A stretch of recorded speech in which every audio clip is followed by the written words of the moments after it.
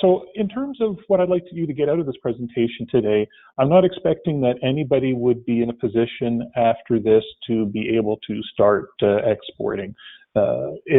It's not something simple, but what I want you to do is start having a conversation, asking yourself the right questions about whether international trade, whether exporting is a way that you might be able to survive and recover from the epidemic that we're experiencing.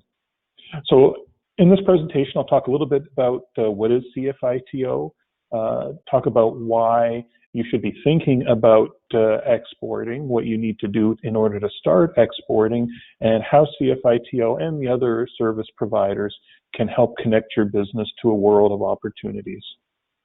A little bit about ourselves. We were founded a little over 6 years ago by a partnership between JP Morgan Chase and Orange County government in order to achieve 3 primary objectives.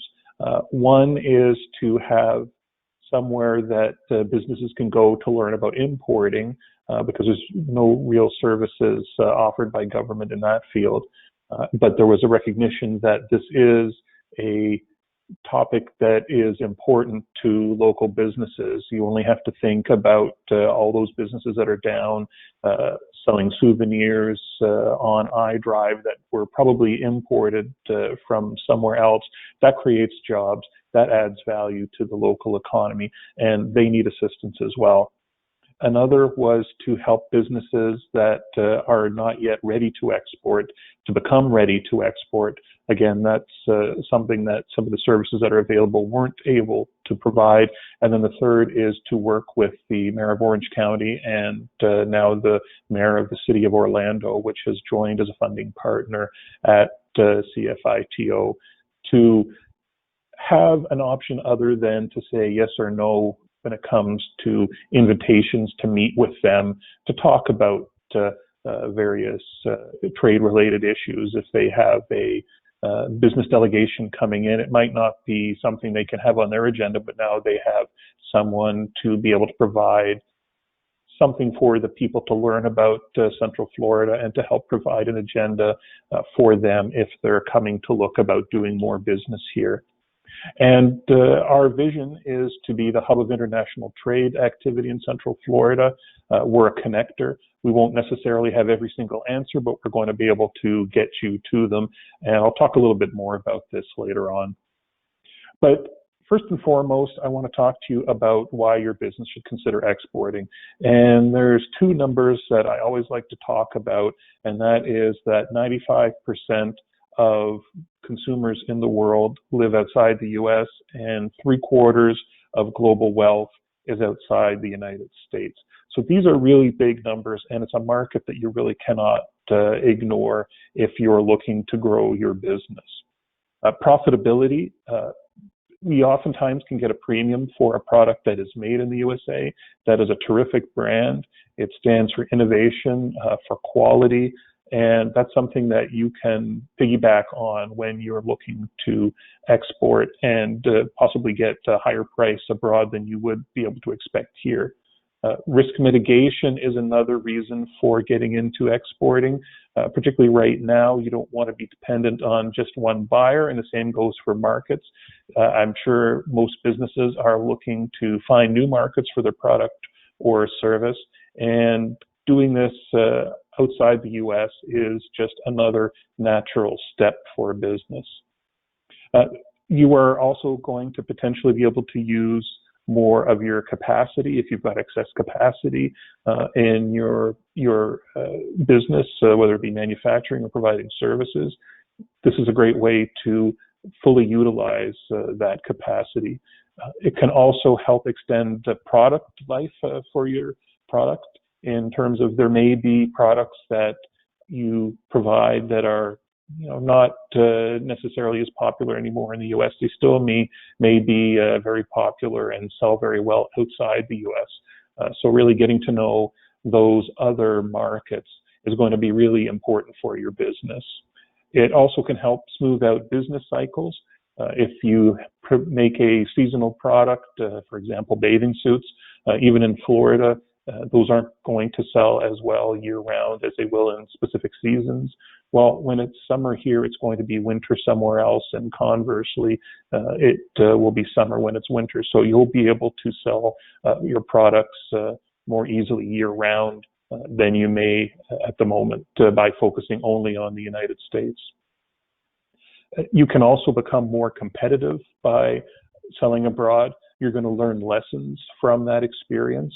It's a really great way to get to think differently. That's one experience that I've had coming originally from Canada and seeing the U.S. from an outside view, is that oftentimes businesses might think that, well, this is the way we do it in the U.S. and this is the way we need to do it everywhere in the world. But when they find out, well, no, that doesn't actually work, and come back to the U.S. and take those lessons that they've learned about how to sell into different markets, it can make you more competitive here. And then finally, engaging in international trade can help increase the value of your intellectual property, and in fact, the value of your business, if you are at all looking to sell the business in the future. I'll just give a quick word. I'm going to focus on exporting, but just to talk about why importing is important as well. A lot of people think of if you're importing, that means you're actually exporting a job abroad, and I won't pretend that doesn't happen, but there are benefits from importing. It helps you manage risks in terms of if you have to source components for your product, you don't want to be dependent on a single provider. That does have its benefits, having that kind of relationship, but you really want to have a backup plan in case, as we know in Florida, if a hurricane comes through and all of a sudden your provider can't produce for 2-3 months as they rebuild, and particularly if you're working just in time, you've got a problem there. You really don't want to be scrambling at that point in time to find a new source of inputs. It helps improve your competitiveness. Sometimes having that 1 or 2 components to a product that's built here in the USA is what's going to make your product competitive both domestically and internationally. We have to be realistic, and in terms of, we do produce very high quality products in the United States, very reliable products. However, sometimes they can be expensive, and that component can be what is going to maybe get you the sale somewhere abroad. And finally, meeting customer demand is important as well. We can't make absolutely everything in the United States, and so there may be things that are unavailable. It also helps families stretch their budgets. So importing is important, and I'm always happy to talk to businesses about how they can benefit from importing and how they can get started importing. So now I'd like to talk a little bit about the numbers that we're talking about here, because a lot of people will understand generally that international trade is important, but they don't actually know what it means to their local community. And Florida is the #8 exporting state in the U.S., with $154 billion flowing through Florida's airports and seaports. And of that, 56 is Florida origin goods that were being exported. The difference between some of these numbers is we're a coastal state, and so a lot of products will come in here in Florida and then end up in another state and not really have a connection to Florida other than the fact that they came in. So as you can see, it's a really big exporting state.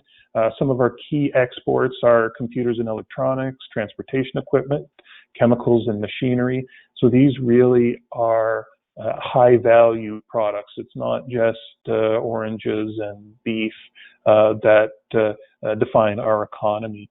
And just to mention as well, I'll be talking primarily about the export of goods. It's a lot easier to get data and information on that. Services like tourism obviously are really important to our local economy as well as to the Florida economy as a whole, but I'm really just talking about goods here. Some of our top markets are primarily in the Americas, so Brazil, Canada, Mexico, Colombia, Chile, and then the United Kingdom is our #6 market.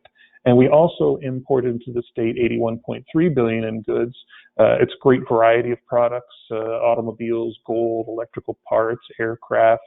You can see here in the presentation, which is going to be shared with all of you who've registered for the event afterwards. So you don't have to worry about getting everything down right now. If you find some information that's particularly relevant for you, you'll get it. Top sources, it comes from China, obviously, some of our neighbors, so Mexico, Canada, Brazil, and then some of the European countries. And I just put this in here to show, it's a heat map that shows which are the most important exporting states. So you'll see the traditional ones like Florida, California, New York, Ohio, Illinois. So we're in really good company in terms of what we're exporting out of that $1.6 trillion that the United States exports in 2018. We've been very fortunate to be able to partner with Enterprise Florida to get some data at the county level. And what you're seeing here on the map, it again is a heat map, and you can see when I'm talking about Central Florida, I'm talking about the Orlando, Kissimmee, Sanford Metropolitan Statistical Area, which is basically Lake, Orange, Osceola, and Seminole counties. And so we're not among the very top exporters, but combined, it's really important with $3.6 billion in exports. Our key markets are primarily in the Americas, so we're shipping to people who are near us. So that is a great advantage we have, but also it shows that we have a lot of potential to grow more by accessing markets like Europe, like Africa, like Asia. And we're exporting high value products as well. It's again not low value, low margin products that we're exporting. I mean, industrial machinery, computers and electronic products, optical equipment, plastics. These are all things that we're exporting from the region, and they're really going all around the world. Again, here's a heat map that shows in the dark purple our primary markets. So the Americas, to a lesser extent, Europe, though if you count the European Union as a single market, then that actually is our largest export market. And Australia and China are really big trade partners for us. So maybe you're thinking after all this, okay, that's really interesting, but why does this matter? Well, exports create jobs. Every $1 billion has been estimated by the International Trade Administration that they create 5,700 well-paying jobs. And when you take that down to the Florida perspective, in 2017, approximately 230,000 manufacturing jobs in Florida were supported by international trade. And that's 1 in 7 manufacturing jobs that are depending on exports. And these are well-paying jobs. Again, the International Trade Administration has estimated that earnings in export-intensive manufacturing industries are 16.3% higher on average than industries where exports were 10% or less than their total sales. So with that, maybe you're asking, can your business export? And yes, really, any business can export. If you can sell your product anywhere in the U.S., then you can think about exporting it as well. There's obviously going to be some businesses that don't lend themselves particularly well to exports. I mean, if you're really just looking at a local presence for a restaurant, well, that's probably not going to be something that's easily exported. But if you're looking to franchise, then, again, if you can sell it in the U.S., you can look at exporting it. And maybe we'll talk first a little bit about some of the myths about exporting and how reality is for those issues. So a lot of companies, maybe you're thinking, I'm too small to go global. Well, nearly 42% of all U.S. exporters have fewer than 19 employees. So we're talking about small businesses that are exporting and that are prospering by exporting. You might be thinking, well, selling outside the U.S. is too risky. Well, there are policies available to help manage the risk of getting paid.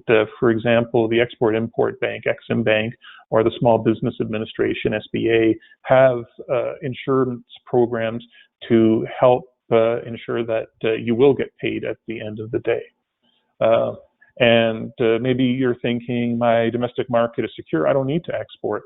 Well, I think everybody who's on here, your experience has been over the past 8 months that no, we can't depend on this business here. And also I'd remind you that your foreign competitors are not going to be holding back. They're looking to get into other markets, including potential export markets for you, as well as the United States. And if they're getting more competitive in all of those markets, well, this is something that you really need to have on your radar screen. Maybe you might be thinking that your product or service won't sell well outside the US. But as I was talking a little bit about earlier, Made in the US is a really great brand, and it has never been stronger. And finally, the number one myth is exporting is too complicated. I'll be the first to admit it's scary getting started exporting.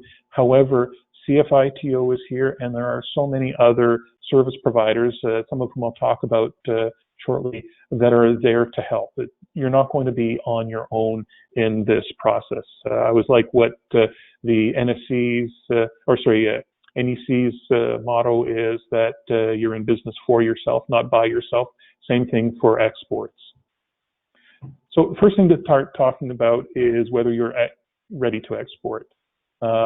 And it might sound really basic, but you're going to need a product or service to sell. You really need to come up with that idea first. I'll occasionally get people coming in to see me who say, like, well, what can I export or what can I import? But you really have an idea of what market you want to supply and how you're going to supply it. And that includes, for some of the service providers, they're going to want to work only with companies that are export ready and can show that they've got a track record of making a product or delivering a service. Also, for most of the service providers, the product will need to be made in the USA, and that doesn't mean 100% made in the US, but basically more than half is of the value of the product is made in the US. Or for Enterprise Florida, they're going to look at whether the product is made in Florida. Most of the time, if you have a business that might be owned by someone who's outside Florida or outside the US, that doesn't really matter. It's really where the product is made. Another issue will be identifying your goals for exporting and having a plan to achieve them. We heard that from Paul about how important it is for your business to have a mission and a plan. Same thing goes for exporting. You have to understand what you're expecting to get out of it, and then have metrics to define whether you're actually meeting those goals. You really need to have management commitment. If it's your business, obviously you're going to have that buy-in, but if you're just part of a management team or you're a salesperson, you really need to have that buy-in, because this is not an easy process.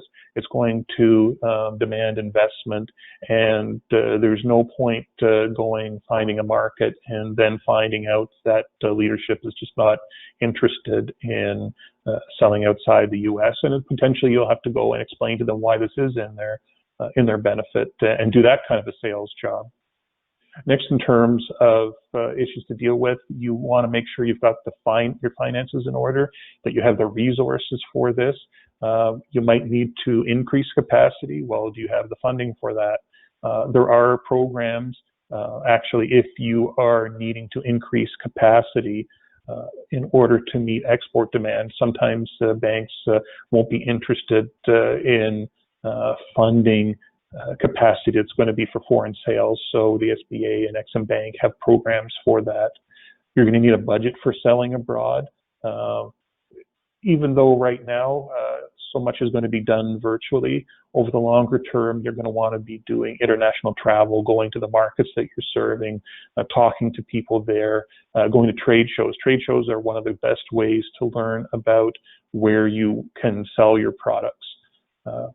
And to meet other people in the industry, customers, potential suppliers, find out what other competitors are doing. You might be looking for a distributor. That's a great place to meet them. And then finally, you have to think about, are you going to extend credit to your customers? How are you expecting them to pay you? And I'll talk a little bit more about that. But again, this is something that you've got to think about, because just as expanding in the United States is not simple and easy, there's costs involved. Same thing for going abroad. They're just a little bit different. You need to have an open mind and willingness to learn. One of the things I just talked about a few minutes ago was that people do things differently abroad. And so what works in the United States may not work when you're selling abroad. So you have to be open to learning new ways of doing business, learn the culture of the place you're going. In the United States, we tend to, sit down and get right to business. Well, you've got other cultures where before they want to talk business, they want to get to know you. They want to know your family. So potentially there may be a family commitment. Your spouse might want to be involved in this, particularly if you're going to a country where they're going to want and wine and dine you to get to know you before they do business with you. And finally, you need to have patience. This won't happen overnight. And, again, it's not really different than anywhere else in the U.S. That stuff doesn't just immediately fall in your lap, but it's something that you need to think about before you get moving. Now, you've made a decision to export, so you've got to think a bit about what do you need in order to get started exporting. So you will need to know, in particular, a lot about your customer. I mean, who are you trying to sell to? Is it what age group are they in? What kind of income do they need to have buy your product or service? Are you selling to people in cities and looking to sell people in a more rural area? It all depends on your product, but you really need to know who is your customer going to be, because that's going to help you determine how you market, how you can price your product, how to position your company in that market. Next thing is you want to work on identifying a market. You're not going to want to go everywhere at once. I always think it's great when people come in really enthused. They want to sell to a whole bunch of different places. They've heard of interest there. But it's really good to get your feet wet in a couple of easy markets. I mean, I'm from Canada, and oftentimes, particularly for non-Hispanic businesses, that's a great market to get started in. They speak the same language, so you don't have any language barriers. The business culture is very similar. We have a free trade agreement between our two countries, and so that's really a natural place to start. If you're already fluent in Spanish, or perhaps you speak Portuguese, then again, looking to our neighbor to the south in Mexico is a great place to get started. Again, you don't have that language barrier. You've got people who know the U.S. well. You've got easy transportation between the two countries. So that might be where you want to get started. Or maybe you've got connections in the Caribbean. Florida has a real advantage being right beside where the closest part of the world really, and obviously in the United States to the Caribbean. Take advantage of that proximity that we enjoy, and get started somewhere like that first, and then start looking at, well, how do you want to expand? And you can have those plans already about, these are the markets I want to get started in, and then I want to go to these, if things work well in these markets, and I'll go to the next markets. That's great to have those longer term plans, but really try to get started. I guess, as they say, the best way to eat an elephant is one bite at a time. Don't plan on how you're going to conquer the world from day one. What you have to do is have a specific plan to take off basically bite-sized chunks of that. You also need to know in those markets what are the local laws and regulations. So we're going to have to deal with what happens at the border. Do you need to have specific labeling for the product in that market?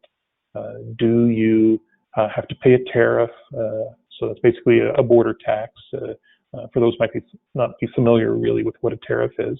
Are there specific standards or certification you need to have in order to be able to sell into that market? There's definitely going to be standards for most products. Certification, not as often, but if you do need to have, let's say you've got you're wanting to sell oranges and you need to have that USDA certificate saying that they don't have any specific pests or that your product doesn't have anything above a certain residue level of a pesticide. Those are things you need to know beforehand because, again, it's going to have a cost, and it's also going to determine how easy it is for you to get into that market. Pricing is going to be important. You got to think about, are you going to make your prices in US dollars or local currency? Obviously, US dollars are a lot easier to deal with. You don't have to worry about foreign exchange rates. However, looking at it from the other perspective, a lot of customers might think, well, I don't really want to buy US dollars if I don't have to. So you'll have an easier time making those sales when you do it in the local currency. But if you do that, then you have different ways of dealing with foreign exchange risk. You can do, there's, again, service providers who will help you with this. It could be your bank, it could be a foreign currency professional that will allow you to forward contract in order to be able to guarantee what the exchange rate is when you're actually making the sale. You also want to make sure that when you're pricing, you include all costs. Sometimes a company won't really think that much about shipping beforehand, and it ends up being a lot more expensive than they had expected. Also, salespeople might not be thinking about, well, is there a tariff at the border? And where your product was making a good profit, all of a sudden you might be selling at a loss if you didn't calculate having to pay a tariff at the border. I'm going to talk a little bit more about that in a minute in terms of what happens at the border. But these are things that you need to take into account when pricing that are different from what you may be experiencing here in the U.S. You need to think about what sales methods or channels are you going to use. Are you planning, in particular, are you planning to export yourself? Are you looking to sell directly to consumers there, potentially by a website? Are you looking to sell directly to businesses, to a retailer, for example? That's something you've got to think about. Or are you going to outsource? Just one thing to mention on a website, if you are planning on selling directly to consumer, you need to think about the website you're going to offer. I mean, even somewhere like Canada, a website that's search engine optimized for the US may not be search engine optimized for Canada. There might be slight difference in words that they use or spelling, and maybe differences in searches. So again, there's services that can help you with that, but it's something you need to think about. The other possibility would be to outsource sales to a sales representative or a distributor. Is that something you want to do? I mean, you're losing a certain amount of control there, and particularly if you're using a distributor, you may be giving up some of your intellectual property rights. There's not a right or wrong answer to this. It's just something you need to think about. One issue, we've had some great presentations at the cfito by Nate Friends, who is a great foreign contracts attorney who works at SCORE, again, at the National Entrepreneur Center with us. And one thing I learned from him is you really need to know the local employment law if you are going to be using a distributor or sales representative, because the laws there may be different than they are in the US. You gave an example of Germany, where you may think that, well, okay, it's not working out, I can just terminate the contract and we'll both walk away from it. But there might be a local law that says, well, these people are really deemed to be your employees, therefore you need to pay them a certain amount in order to buy out of the contract, which you didn't realize. Again, there's people who can help you with this, But these are questions that you need to be thinking about when you're looking at exporting that you might not otherwise have thought of. And then it's really important to know the terms of your contract. In particular, when it comes to interpretation of the contract that you have with a client in Brazil may be interpreted differently in Brazil than it would be in the US. So these are things you really need to know before you get started selling into those markets. And this is where working with an attorney who is familiar with those markets and contract law in those markets is really important. If that's, again, it depends on how you're going to be selling. Now, what do you need to do in terms of shipping? How are you going to get the product to your customer? I'm not going to go into a lot of detail on Incoterms. People give multi-hour presentations on those, but it's just a term to be aware of. Basically, it is internationally agreed contracting terms and that govern effectively where ownership passes of a product that is being exported. So, you may want your customer to pick it up at the point of production.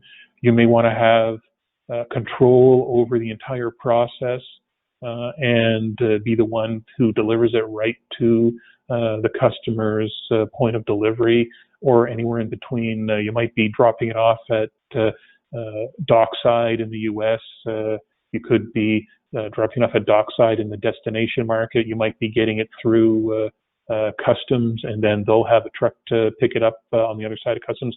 There's a whole different set of conditions that you can have, and it's important to know that when you're dealing with a client that's abroad, they may just use the term and assume that you know what they're talking about, and you might not fully understand what you're getting yourself into, and this can have a cost to you, because obviously if you've got to pay for shipping and getting it through customs, that's going to be much different than if you don't have to worry about anything other than giving it to someone who's picking it up at your point of production.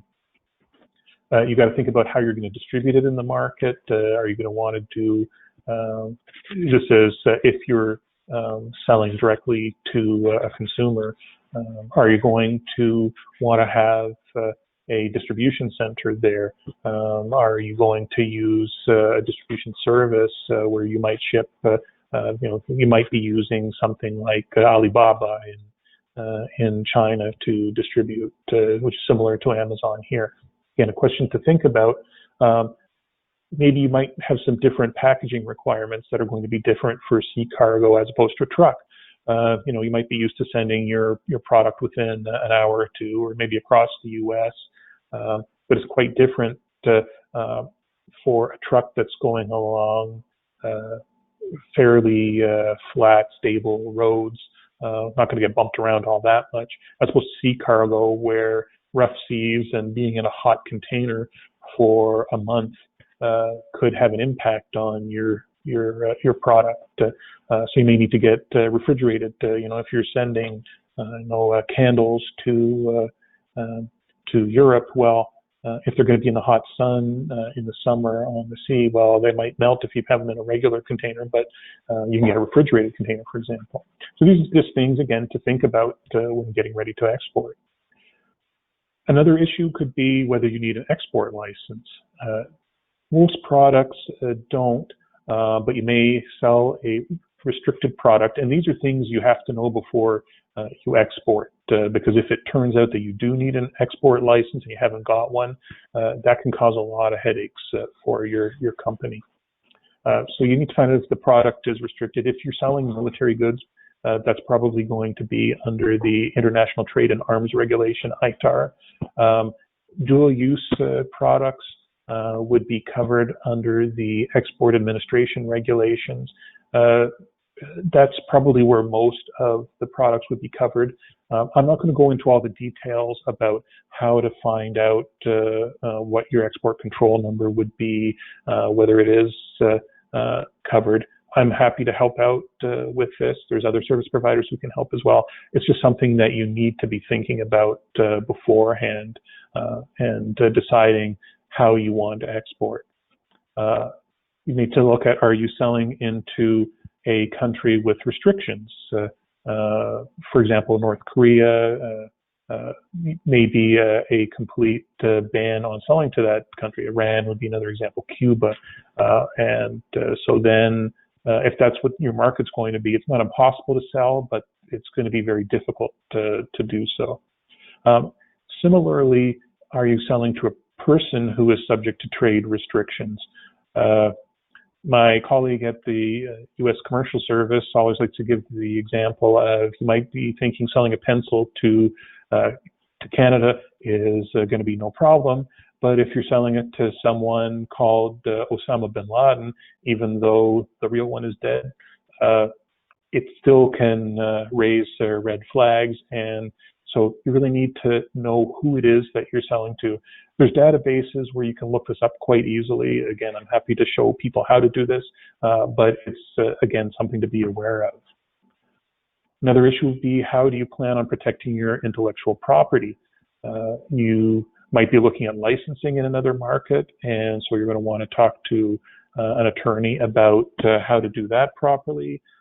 If you're going to be selling yourself directly or even through a distributor, well, you may need to get a copyright or a patent on the product in that market. You might want to think about future markets as well, and not only think, okay, well, if I sell it to this one market, I'm going to be fine selling there, but then, somebody else from China sees this product, thinks it's terrific, goes, buys one from you, and starts making themselves and selling it into a bunch of other markets that you've been planning on selling into at a future date, then that's going to be a problem for you, because they might even copyright it before you get into those markets. So think about what your future plans are, and take that into account when you're protecting your copyright. Insurance is something you will need. There's export credit insurance, so that's effectively making sure that you get paid at the end of the day. One of the great things with having export credit, and particularly for each specific customer, is that you get basically a second background check on that client or on the country that you're selling into, because any insurer like Ex-Im Bank or the SBA is not going to want to insure payment from a buyer who is a severe credit risk. They want to make sure they get paid at the end of the day, so they're going to be doing their homework, and that's going to give you an extra level of assurance that the client that you're selling to is a good one. You also will need shipping insurance, depending, again, this goes back to the Incoterms, where you are going to be delivering or where ownership is going to pass. If they're picking up at your front door, well, obviously that's not an issue, but if you're going to be delivering it to them or to the port at the destination, well, you need to make sure you've got insurance for that, because if the ship goes down, you're not going to get any money from the ship owner for that. Then you need to think a bit more about payment methods. How do you want to be paid? I mean, obviously there's the issue, as I mentioned earlier, about foreign exchange, but the payment terms are going to be important. Do you want cash in advance to be paid before you ship the product? Obviously that is the safest one, and it's going to make you the happiest because you know that you're going to be paid. On the other hand, looking at it from the buyer's perspective, they probably don't want to pay for something that they may not have for another month, or that may be delivered to them in less than perfect condition, but they've already paid for it. Now they've got to try and recoup their loss. So that may make sales more difficult, or a client only willing to pay a lower price. So there's terms like that, letters of credit, having an open account with a client, documentary collections, which is kind of like a letter of credit, except it still is up to the buyer whether they will pay. You might be selling things on consignment. These, again, are all things to think about when you're deciding how you want to be paid and how you want to make your sales. Finally, I just mentioned here the U.S. Foreign Corrupt Practices Act. Just because something may be a custom in a particular country, you're still going to be responsible. You can't, start paying an official to move product more quickly through the border. And this also applies to your agents. So, like, if you've got a distributor there who's working for you, and they are the ones paying the bribe at the border, well, you're going to be responsible for that. Or if they're making gifts to government officials in order to get a government contract, again, you can be responsible for that. So it's just something to be aware of when you are getting into exporting. So you've had a lot of information there. Hopefully I haven't scared everybody off of exporting by talking about what's involved. But as I said earlier, you're not in this by yourself. cfito is here to help do one-on-one counseling for you. We can talk to you about some of these questions. I'm not going to have every single answer that is needed. However, I will be able to help you get in contact with people who do have the answer for you. But we'll help you go through that process of deciding whether international trade is right for you and how to become export ready. We also put on various workshops, currently more webinars. We've had to pivot as well to having a virtual presence as opposed to doing events in person that we did before, but I'm looking forward to the day that we're able to do the in-person events again. We help connect you to opportunities. If we have a foreign delegation coming in or people who are looking to buy in the Central Florida area, then we will put them in contact with various organizations like the African American Chamber. And we help connect you to resources. We'll help identify resource partners who can help you export, and then to also help you become prepared to maximize your benefit in your initial interactions with them, to make sure you've basically answered all the questions for yourself that they're going to be asking of you before you go in and meet with them. And so just to finish off, I'll talk a little bit about some of the services that are available to help you get exporting. There are different, and when I'm talking about the service providers here, I'm talking primarily about government service providers. So the U.S. Commercial Service is probably the biggest one that you would be dealing with. They're the ones, if you think of someone having like being a commerce officer in an embassy, a U.S. embassy abroad, that's going to be part of the U.S. Commercial Service network. Some of their services are free. They had a number of services that were free, and I think they've just started charging for them again, but the charges are based on business size, and they're really not that expensive for what you're getting. So business matchmaking is one of the big ones that both they and Enterprise Florida do. They'll help you to make contacts with reliable buyers of your product in the market that you're looking to go into. And that's also helpful in terms of determining whether it's not going to be a good market. The service, for example, from the U.S. Commercial Service is called the Gold Key Service. If they tell you, well, sorry, we can't offer the Gold Key service to you because we don't believe that there's going to be sufficient buyers in the market for your product, that's going to be a major help for you, and avoid having to spend a lot of time traveling to a market, trying to establish yourself there, and then just to find out that, well, there's not really people wanting to do business for you. A lot of this is being done virtually right now.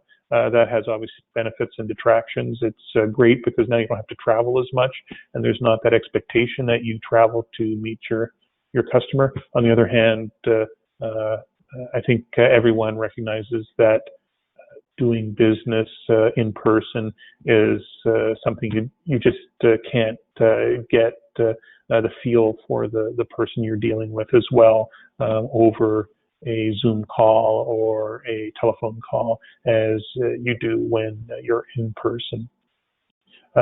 There's also international company profiles, which is basically a background check that some of these service providers can perform, and those are really great if you want to be extra sure that the person that you're dealing with is going to be a good customer, or if you're looking at a distributor. The various embassies around the world, one of the greatest assets they have are their local engaged staff. They have people who work there for years, and they have terrific contacts in the local community, the local business community, and they will use those to help evaluate whether this is a good company to deal with, so that you're not just relying on, say, a Dun & Bradstreet report on them or Googling them online. They'll know if they've had problems paying in the past, or if these have been really stellar customers for U.S. exporters. They're going to be able to tell you that. It's a great service that's available. If you are looking to make a proposal for a foreign government contract, they can actually go and advocate for your proposal to those governments. Obviously they're going to advocate for other potential U.S. suppliers as well. So it would not be only for yours, but if you're the only U.S. Bidder on a project, they'll be out there for you. And having a U.S. government official, it can be, the ambassador may go and speak to the minister in charge of that project to let them know how important it is that they have a great U.S. company to do the work for them. They may even host an event for you if you're going over there to do the marketing. It's a really great way to use the embassy as your sales team. And this is, again, just for foreign government contracts. They won't go and advocate for you for just a general sales to another company. There's a lot of trade grants that are available in order to help you get exporting. These are offered by Enterprise Florida. So they'll pay to help you participate in certain trade shows. They'll have trade missions and will have certain financial support for you. Just so you know, with most of these, you don't get the money in advance. You will get it at the back end after the trade mission or after the trade show has taken place. Then they'll provide the money. So you still have to come up with the money up front for participating in these. They have a grant. I talked a little bit earlier about potentially having to have some sort of certification. You might have to register your product in Europe, for example. They'll have registration requirements. The CE mark is what it's called. It's basically a label saying that it meets the European standards. They will help fund the costs that you have for getting that registration. They have a product. They have a website localization grant that helps make localizing your website. I think it's you'll end up paying $4,000 for 2 markets. And if they're doing, say, you want to do a website in Colombia, it's going to be search engine optimized for Colombia. And then if the other one happens to be Chile, same thing. So they don't just produce one translation for you. They're really making sure that it's translated for the market and it's search engine optimized for that market. Another great service, or again, another one of our National Entrepreneur Center colleagues, and that is the export marketing strategy that is done by the Florida SBDC at UCF. They have a terrific product that helps you determine where you want to be selling your product. Again, this is for somebody who's export ready, but they'll sit down with you. It's a multi-month process.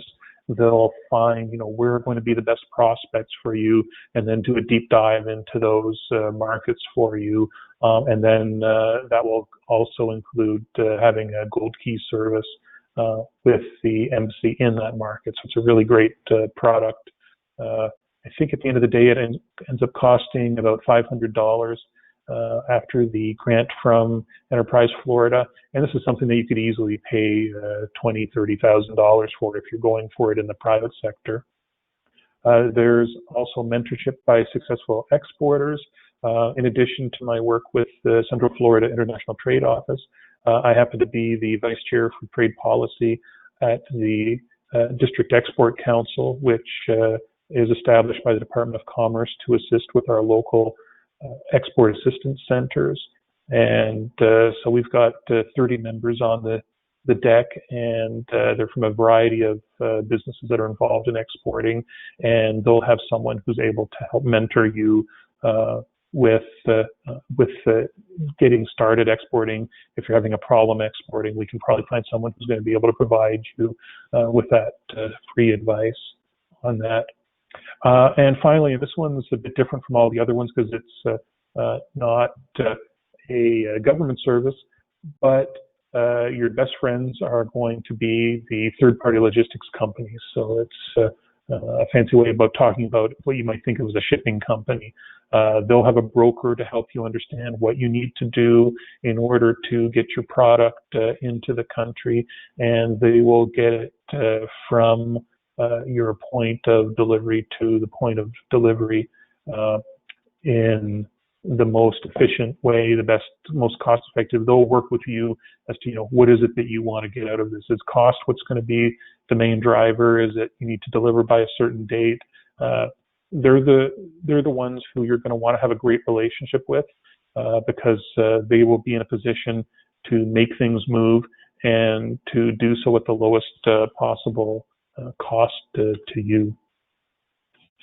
So with all that, hopefully I have helped you start thinking about exporting as being a great way for you to be able to grow your business, to pivot away from what you may have been doing previously and help stay in business through COVID. I think probably a lot of people will have heard about supply chains and some of the problems that have occurred in terms of shipping. Really, from what I hear now, there's really not many problems, particularly for exporting in terms of shipping. Obviously, there's a lot more coming in from China right now, particularly in terms of PPE. So if you're looking to bring something from China, it might be problematic. But to get something there, it's not going to be an issue. The one other issue I'll just mention in terms of shipping is, and I don't know the latest on this, but because so much of the products that were shipped, I think it's about 60% that were shipped by air, were going in the belly of passenger planes. With that not taking place as much, the prices for shipping by air went up quite a bit because there just wasn't the same volume available. I know it's going down, but I don't know how far down it's come. But all this to say, exporting is really a great way to grow your business and manage risk. And it won't be easy. It might seem scary, but I hope you've learned that you will not be on your own. There is a lot of us here who want to help you, whose jobs it is to help your business get into exporting, to grow through exports. And so hopefully it's something that you're going to be seriously considering as you decide how you want to pivot and retool to meet the post-COVID demand. So thank you. Here's my contact information, and I look forward to any questions you may have. Thank you, Chris, for such an informative, thought-provoking presentation. So you might have scared us away, but I don't think so. There's a lot of light bulbs going off. So I'm going to jump right into the questions and bring those to your attention. The first one would be, does your office disclose export imports of public record? If the issue is, do we share information about clients with anyone else, then no, we wouldn't. I mean, we might talk about a success that we've achieved in general terms, but we're not going to tell other people that, well, this company has sold this product at this price level to someone else. And to be honest, when you're getting down to that level of detail, you'll probably be working with something like the U.S. Commercial Service, because I'm really there to get people started, and then it will be the U.S. Commercial Service that has that network that's going to help you make the sales, and then I'll be involved as much as you'll allow me to be. Okay. And I have another one to say, is it true that the U.S. lends money to certain countries to buy U.S. products? Well, there's really two answers to that. If you're looking at lending to a government, like if it was, there can be financing by the U.S. government to help make those sales. Oftentimes, when they tender a contract, a foreign government will actually have a requirement in there that the seller of the service or product comes in with a certain percentage of financing for them. And so that's one potential place where it'd be loaned to a country.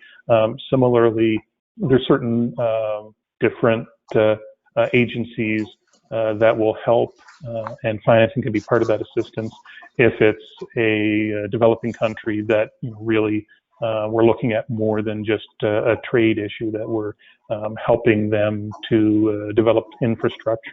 The other would be in terms of lending to companies there, and that's the same answer, that yes, they'll help finance the purchase of U.S.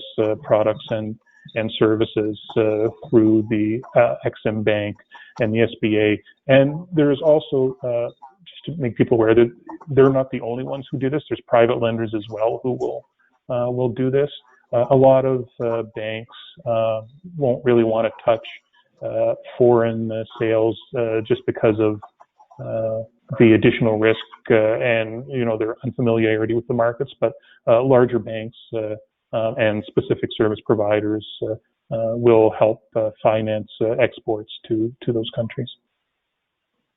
Okay, and the final question, I think you touched on it at the end of your presentation, but they had questions about mentorship and training for businesses who are interested in starting and exploring with no experience. If they have no experience to that particular field, do you have that mentorship program or training program that they can enlist in?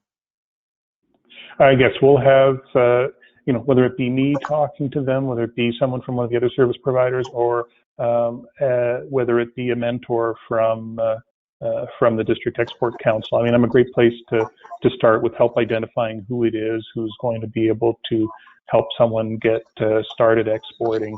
And hopefully the presentation today would be a great place to start with that. Like, start thinking about all those issues that I've raised, and maybe that will create more questions that you want to talk about. And again, I'll have some of the answers, and if not, I'll have the people who I can direct you to find those answers. Right. I'm going to tell you, the spark for me was the 75% of the global wealth being outside the United States. You had my attention at that. So, yeah, that is really important. But I mean, I think, we've got a terrific market here in the U.S. And, some people might think along North American lines, and, that's a really big market too. But the world beyond those markets is just so important.